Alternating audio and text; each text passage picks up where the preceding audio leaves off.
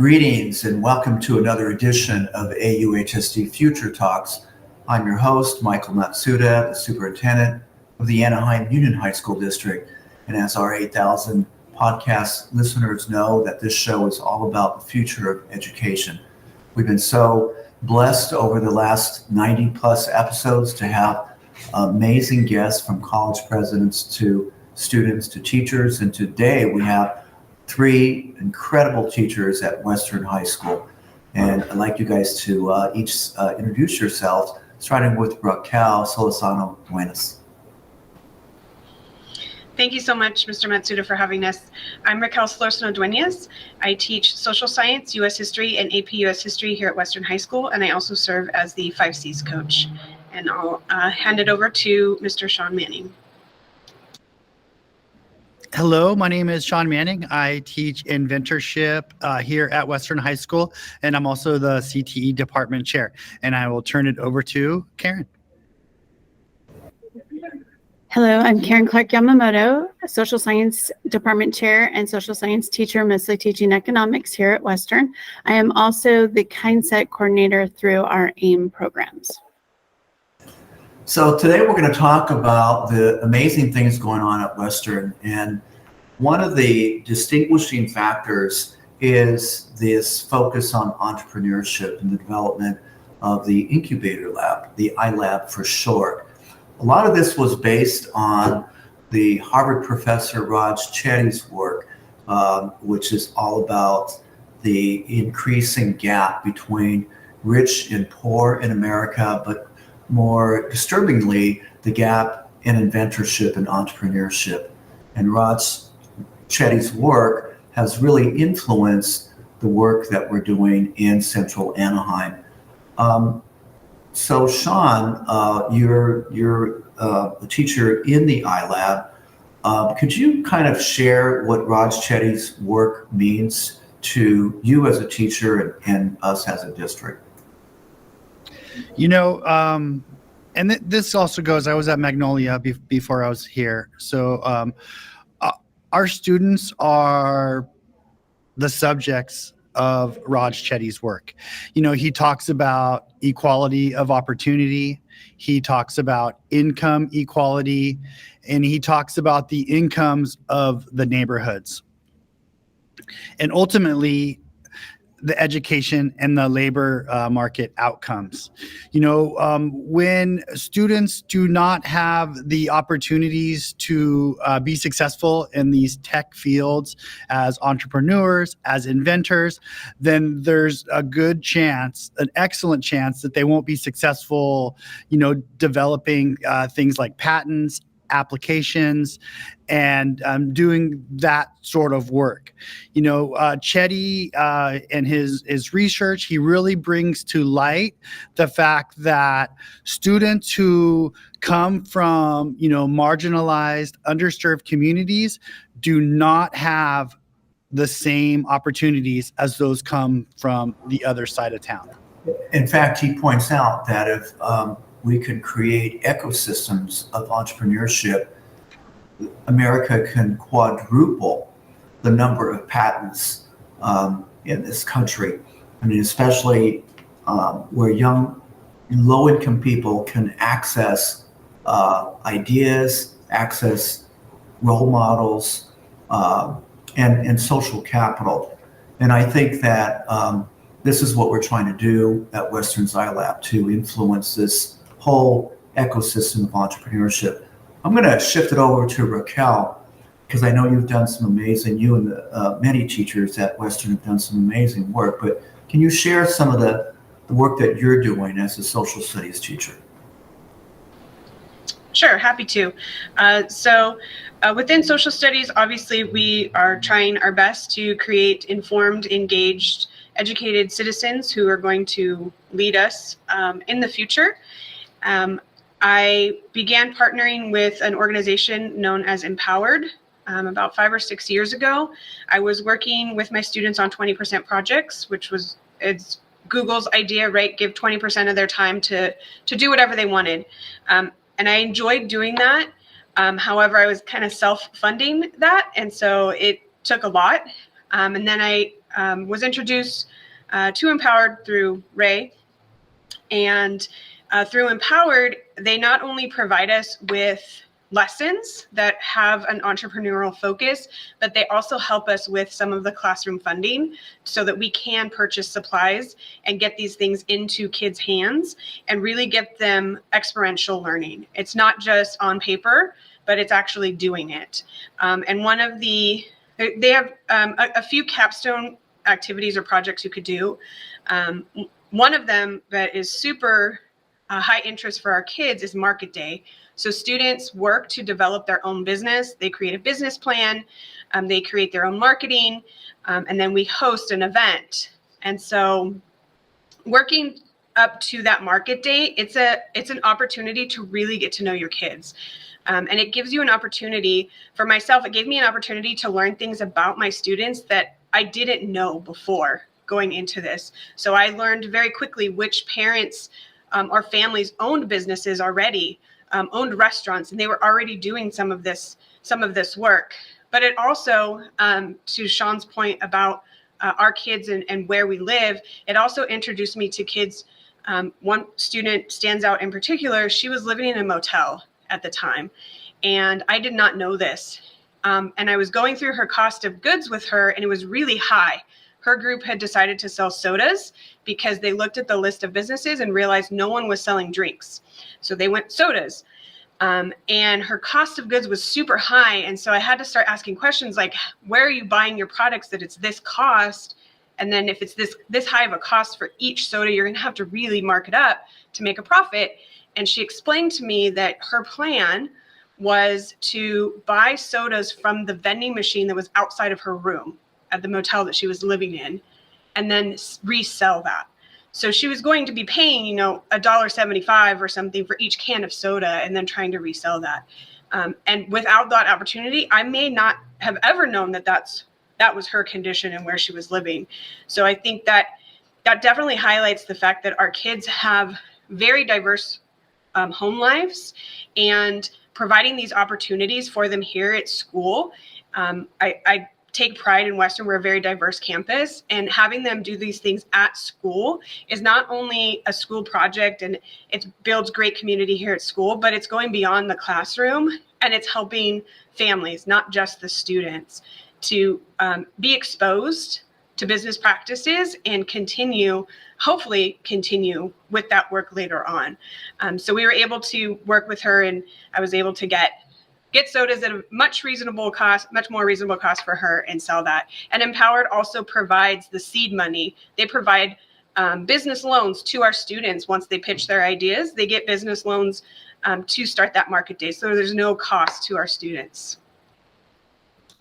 I'm sure we're going to have more questions about Empowered, so maybe if we have time, we'll come back to that. But Karen Clark Yamamoto, so you lead a program called Kindset, which is really in partnership with our AIME internship and mentoring program. Could you shed some light on that and the amazing work that's coming out of Western? Yes, I'd be happy to.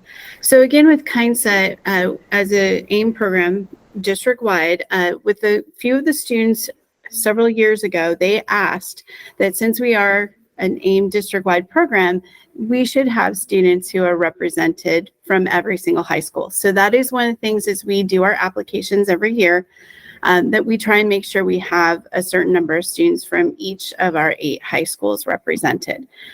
That opportunity of bringing the students together from across the district and them also being able to share their expertise. We have had to pivot just like other companies during the pandemic. So we are now at a point that I blend some of the Empowered principles along with the nifty entrepreneurial mindset principles, along with our 5 C's, so we can incorporate it all together. And we share information about what does our neighborhood look like. So food desert information, internet access, rent burdened statistics.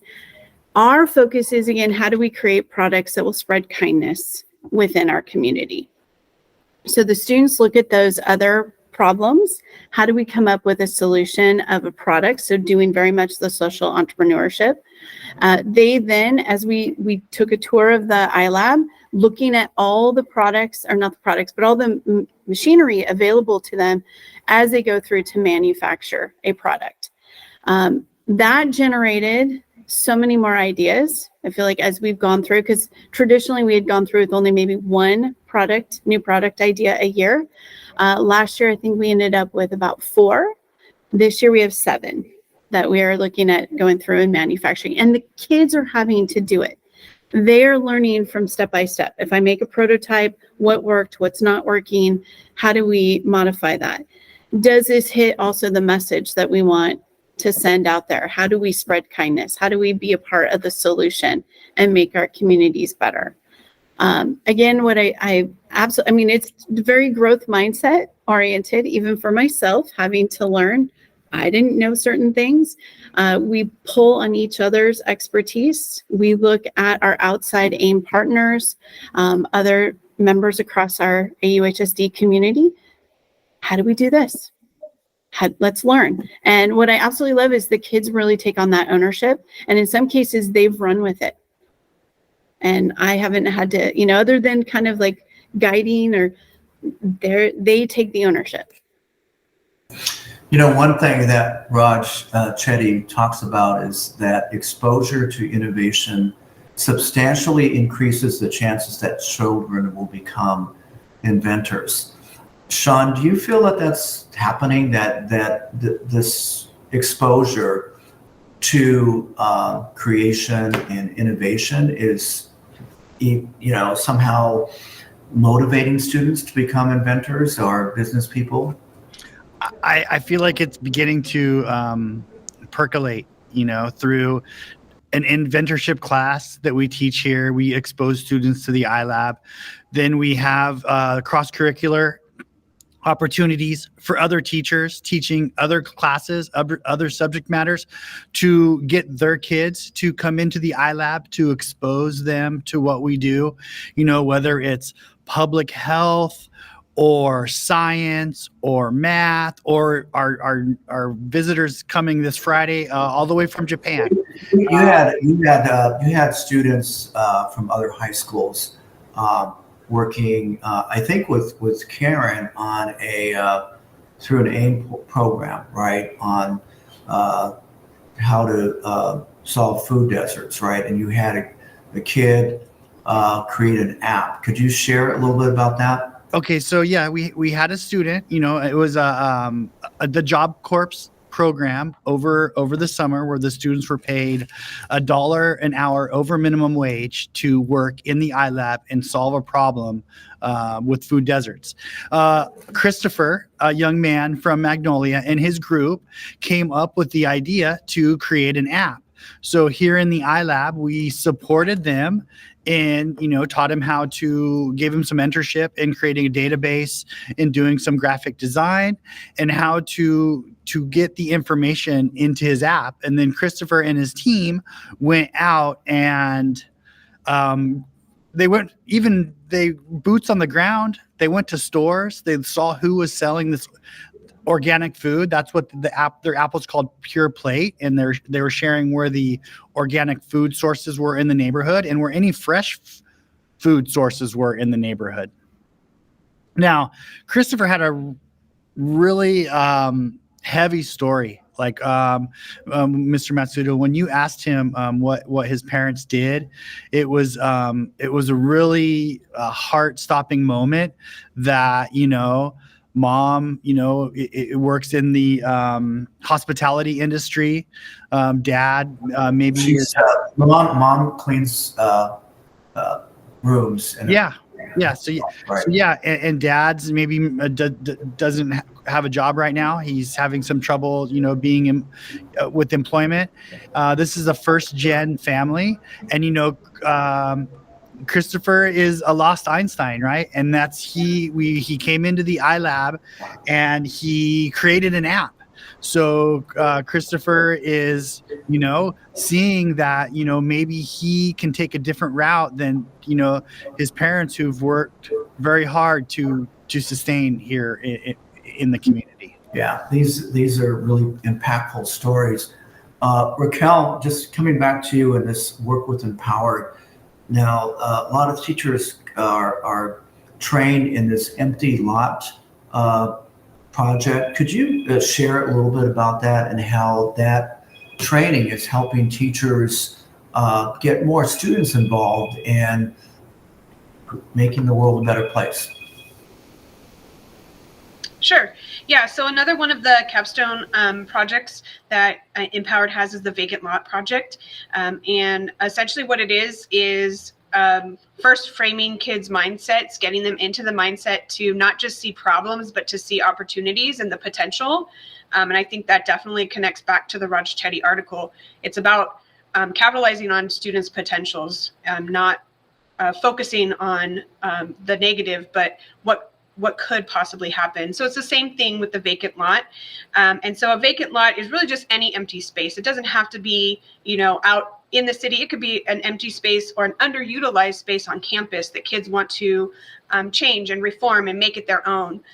So students bring their ideas forward of what to do with that space. And it really is a community effort to make that space better.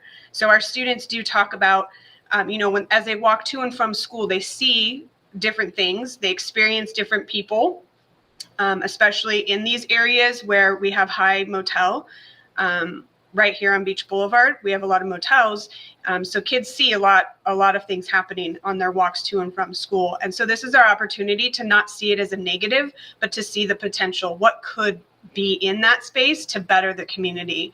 So the kids do talk through, is it possible to put a shelter in this area? Is it possible to open a restaurant? And then that goes into some of Karen's field with economics, and okay, we need to look into the economics of that. Is it feasible? And it goes into our government classes as well. Is it zoned for what you want in that space? And I think it really is an opportunity for students to not just see the negatives, but to see the potential. And so I also teach one course with our virtual academy, Cambridge Virtual Academy. And so at CVA, I partnered with our English teacher. And so they read a novel, and the novel talks about how different people look at a vacant lot in the community. So that's helping to set the students' mindset. So in English, they're reading that novel. And then for history, we're looking at we're doing demographic analysis. Who's living in our demographic area? Who's living in our zip codes? What is the poverty level? What's the educational level? What are the age ranges? Because kids, a lot of the times they want to put in a park. Great. And then when we do demographic work, they're like, oh, most of the people living here are over 60. Okay, a park might not be the best in that area, right? So we talk through those ideas. And it's, again, it's just exposure for kids so that they understand how our government works. And I think it's really important to give them a voice now. They don't have to wait until they are 18 legal voting age. They can start making a difference now. And that goes back to our being a democracy school and putting power and empowering them, not just with empowered curriculum, but really giving them a voice and showing them that they can use it starting now. Well, Raquel, as usual, you are very amazing at tying all the loose ends. So we are out of time, and I want to thank you three amazing teachers, and I look forward to our visit with our guests from all over the state of California. So thank you very much.